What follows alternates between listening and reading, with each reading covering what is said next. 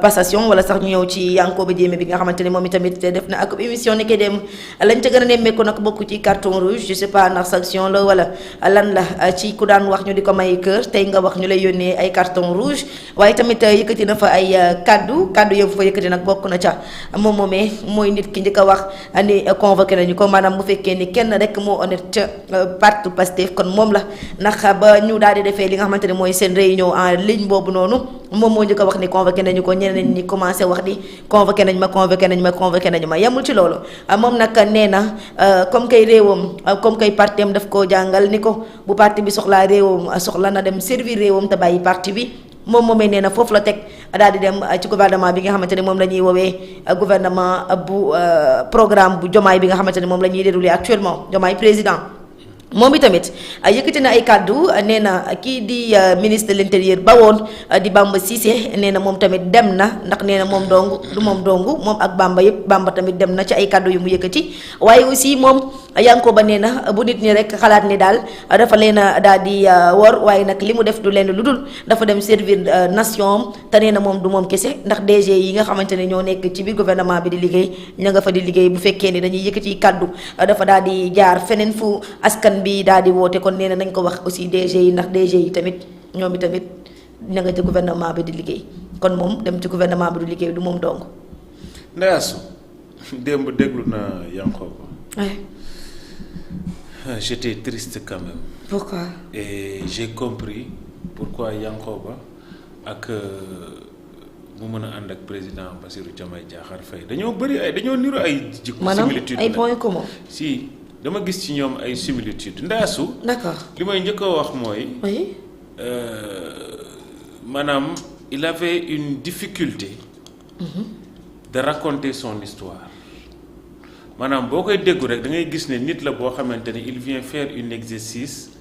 boo xamante ni peut-être que ni c'est un exercice pour certaines personnes qui allait être difficile. Oui. Mais je pense que ni dafa am lu mu bëggoon a jaay Sénégalais yi. lan la bëggoon et jaay puis c'était un exercice boo xamante ni mooy.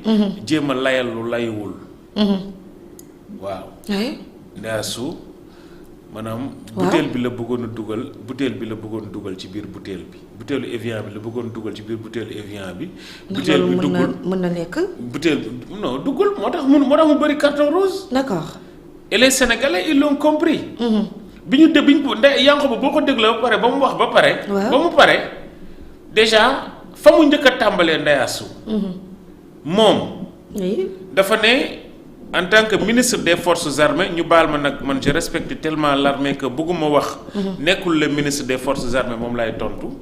mais l'homme politique Yankhoba Diémé bi nga xam ne dafa ne. moo jiite lu ñuy wax la grande muette. mooy l'armée Sénégal. mais sauf que il était tellement il a pas choisi d'être muette il était bavard. maanaam dafa mujjee bëri wax. ku jiite. la grande muette. au lieu de te taire. Mais tu étais tellement bavard que tu as laissé paraître toutes les contre-vérités et toute la manipulation qu'il a essayé de nous faire avaler. Mujjul jàll Ndeyasu. D'accord. li ma comprendre Yankhoba miinu ma ko. mais démb laay soog a xam ne Yankhoba nekkul nit boo xamante ni c'est quelqu'un de pétri de valeur et d'honnêteté non. maanaam yaakaar bi nga amoon ci moom ci protège bu rafet. naka te contenu bi daal daf la nax. non mosuma am sax yaakaar ak ñàkk yaakaar xam nga koo xamul miinoo ko. mais genre li nga daan gis ci moom waaw da ngay gis nii rek.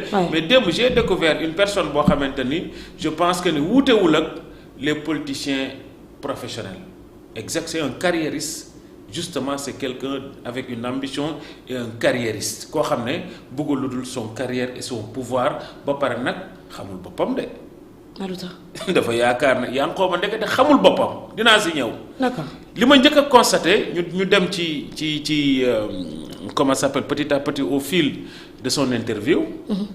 li ma njëkk a gis mooy que ni c'est un paresseux et un incompétent qui profite toujours de l'excellent travail des autres pour di ko jubiler pour man c'est un incompétent caractérisé et c'est un paresseux ku tayal la.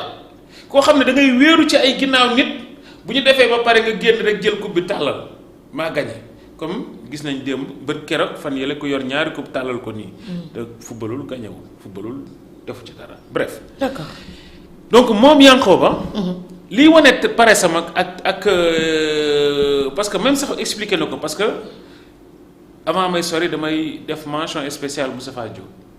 c'est un très très grand journaliste grand. mes respects chapeau. il a fait un excellent travail Moustapha Diop est professionnel. très professionnel et très pertinent. il a posé les questions yi nga xamante ni tey bu fa sénégalais yi nekkoon ñoom la koy posé ba pare il l'a respecté. ce qui a été une très bel exercice. mais néanmoins Yankhoba Diémé dafa ne xamal carrément ne moom du liggéey xamul mënul waaye bu ñu gars yi liggéey ba pare ñëw mu jël affaire bi aakimoo ko loolu la ñu expliqué. loolu la ñu expliqué ba mu nekkee ci ministre des transports parce que moom ci biir waxam moom moo wax de man waxuma moo ne maanaam Déthié day liggéey ba pare ñoom ñu ñëw inauguré ba joxe exemple aéroport bala ca fële nu ñu koy xeeti booba joxe exemple sax ne affaire yi course de relais la. ba ci Sénégal tey fi mu toll en matière de sécurité raay yu mu am nangu na ne moom commencé wu ko woon nangu na ne moom peut-être que ni defu ci dara waaye bañ koy jox Sénégal da koo fekkee rek mu jël bëgg koo aakimoo bëgg koo dugal ci bilan kon koo xam ne la ndeyasu oui maanaam ba ñuy tàmbali doo tàmbali. doo liggéey waaye bu nit ñi liggéeyee ba ca cappaandaw ga rek nga ne ko fuub jël am na ko may fàttali nag. boo xam ne waaw day jéem a fal ba sonn faluwul. moom ñu fal ko ci fukki fan. maanaam c'est-à-dire foofu lay waxee lii similitude. d'accord yi nga xam ne dinaa si ñëw de plus en plus dama Sénégalais yi topp de maa ngi ñëw. donc moom il a dit que ne c'est Déthié Fall qui construit et c'est lui qui inaugure. Déthié liggéey bi moom mooy wane liggéey du Déthié d'accord. kon moom maanaam liggéeyam wane la. liggéeyam jubilé la. te loolu dafa feeñ ci buy joxe explication. bi nga xam ne tey moom lay joxe explication fu mu dëkk fële ca Bignona.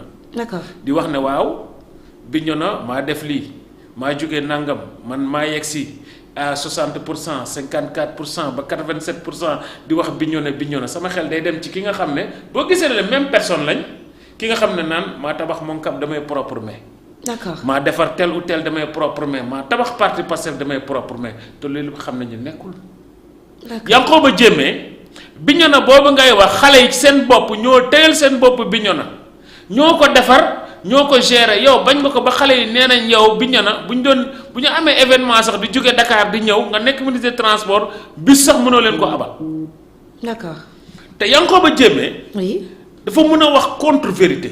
dafa mën a wax loo xam ne du dëgg démb laa ko démb dafa ne ci biir waxam ci biir émission bi Yankhoba Diémé moo ne.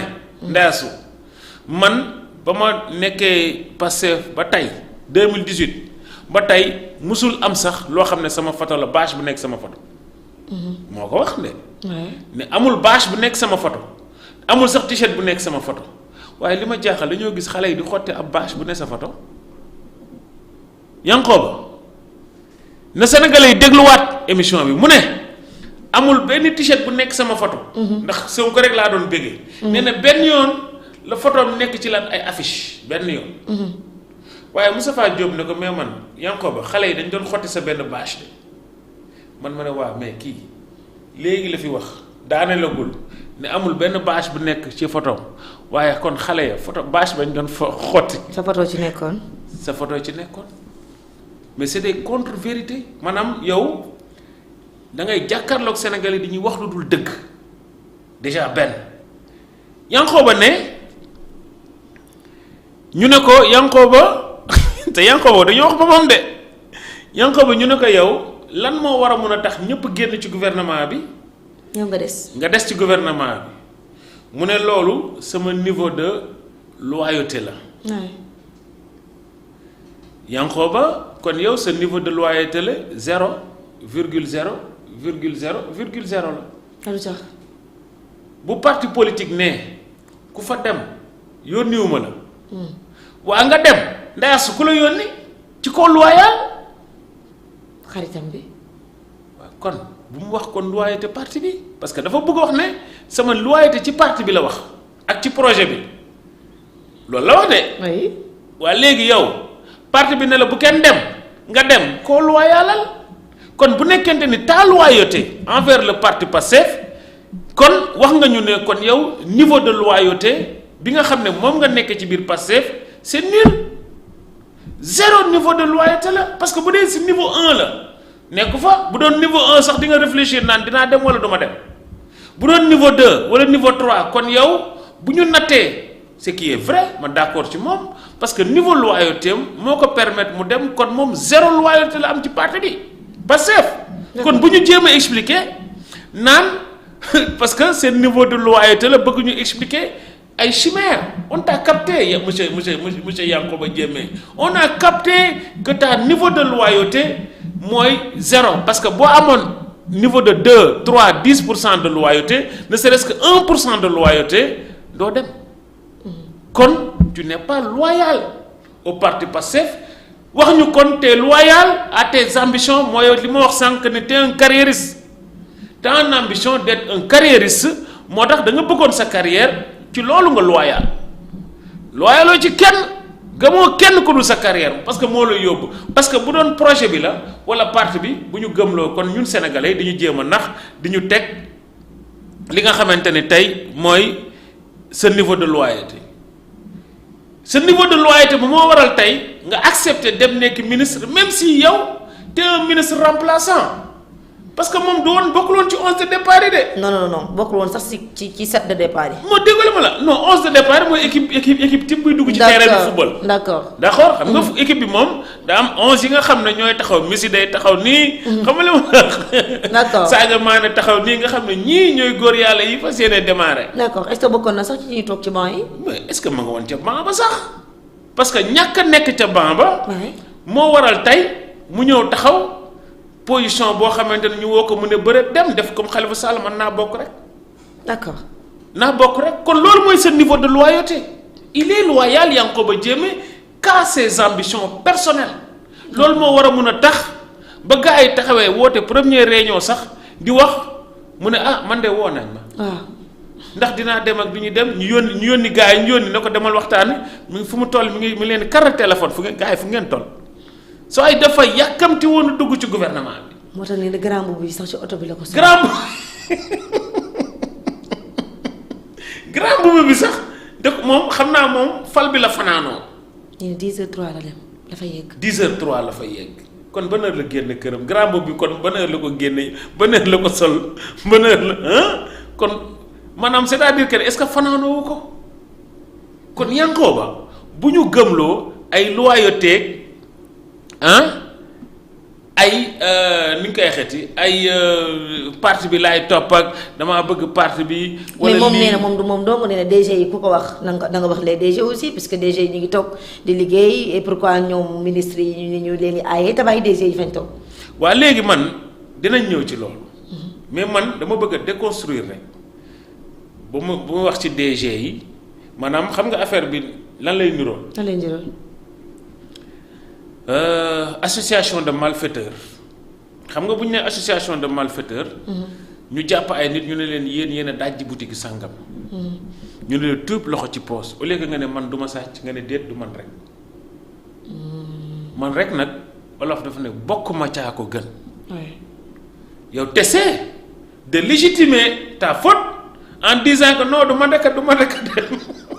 yaa ngi xam personne n'a parlé de. ñeneen ak ñeneen ci yow la ñuy laaj te ku ne xam na ni maanaam gouvernement moom mooy programme réew. et le président Ousmane Sonko il s'est engagé devant le peuple sénégalais ne leen fal leen ñu bu ngeen ñu falee dinañ soppi réew mi. les DG ils sont sous les directives des ministres. même su dee DG mën na ëpp xaalis un ministre même su dee DG mën na am salaire bu ëpp et tout ça mais DG kan moo koy joxee ordre. c'est le ministre ba lay jox ordre nag mais ministre yooyu ñooñu ñoo yor cap bi nga xamante ni fa lay Sénégal fa la ñuy jëmee Sénégal. bu nekkente ni tey DG bi yow bu ñu waree renégocier pétrole ak gaz. yow ka koy di kay joxe directive bi c'est les ministères et le gouvernement. DG dañ naan la defar rek yow nga exécuter. donc kon c'est pas DG de choisir la direction que prenne le pays ou le gouvernement kon yow.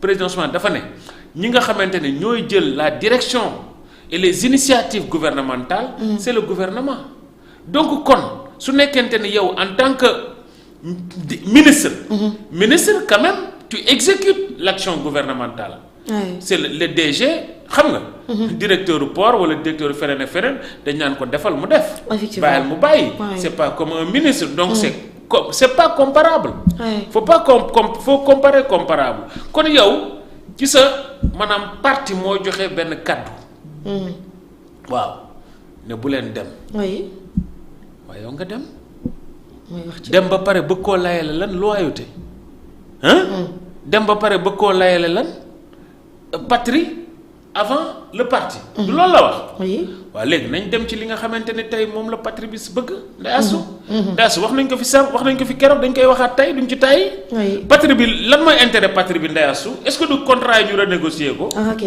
lan mooy intérêt patrie bi est-ce que du mooy prix yi wàññeeku lan mooy intérêt patrie bi est-ce que du kon moom mooy li ñu digoon askan bi ñu continuer ko ñi reddition des comptes ñi faatoo ñi nangam sàngam moom Yankhoba Diémé dafa waroon ruus xam nga lan la waroon ruusee parce que Bignona ils ont payé un lourd tribut ci ñi nga xamante ne tey ci biir combat bi ñi faatu wax naa rek keroog ne procès Mame Mbaye Niang 10 personnes dee na 3 yi Bignona lañ nekk Bignona lañ jóge su ma ju 3 xaw ma 4 Bignona fa lañ faatoo ci procès Mame Mbaye Niang bi waaye yow xanaa kon bu ñu nee kon bu ñu laajee nguur gi pour bokk ci nguur gi mooy condition gi mooy ñu def reddition des comptes ñi nga xam ne rey nañ leen ñu àtte leen yow nga dëkk Bignona bokk ci ñi nga xamante ne tey ñoo ëppale ñi faatu yow xanaa yow loolu bu balay kenn di hésiter sax yow waroo hésiter ci loolu vraiment yow nga hésiter ci loolu ne yow naa bokk rek naa dugg rek nga dugg ba pare ñoo bëgg ko layal ba pare Ndeye Astou li ma gën a metti muy lan mu ne man je suis une chance pour Bignona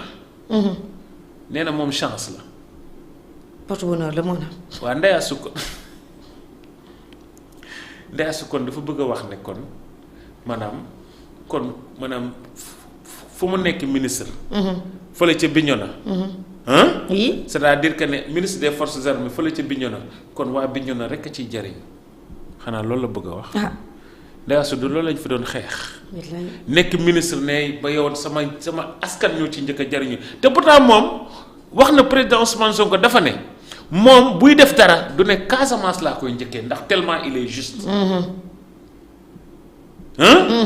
waaw moom léegi en quoi la nekk chance pour Bignona parce que moom bu nekkente ni nekk na chance Bignona waa Bignona ba ñu amee événement ba nga xamante ni da waroon na ñëw Bignona ne ko ministre mu nekkoon ministre des transports il était même pas foutu de leur emprunter une locomotive waaye yow t'étais même pas foutu xam nga jox xale yi transport pour ñu ñëw Bignona léegi yow ba nga fa nekkee ministre yow ministre du transport amale la woon njëriñ léegi yow foo leen di amalee njëriñ moo jaaxal lépp Yankhoba Diémé poste de kii yi nga ministère yi li nga yeb lan nga def pour Bignona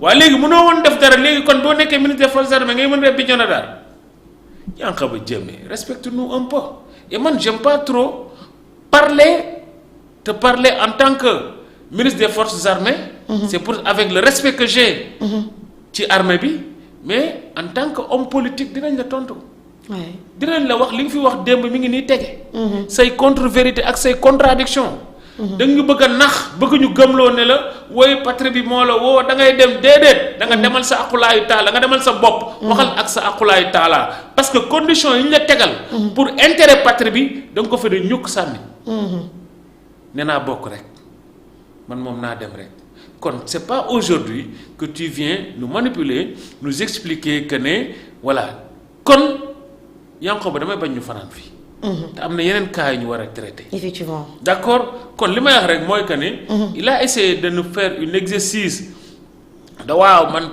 parti bi laa gëm leer na ne gëmoo parti bi parce que boo gëmoon parti bi parti bi du génnee benn note nga wan ko ginnaaw benn ñaareel bi il est même pas foutu de prendre ses responsabilités pour dire maanaam 2029 foofu question boobu da koo daw nangu wu cee tontu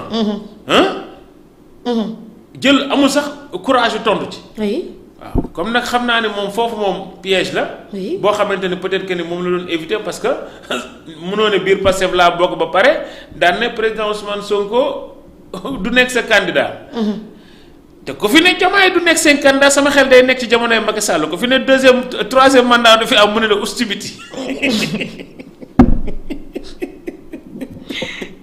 c'est très important Adama. moo tax Yankoba Bakary nag ba mu defee mu dugal ko ci poosam dem. ce niveau de loyauté nag envers parti Pastef moom c'est inexistant on sait à quoi nag t'es loyal. mooy say ambition personnelle.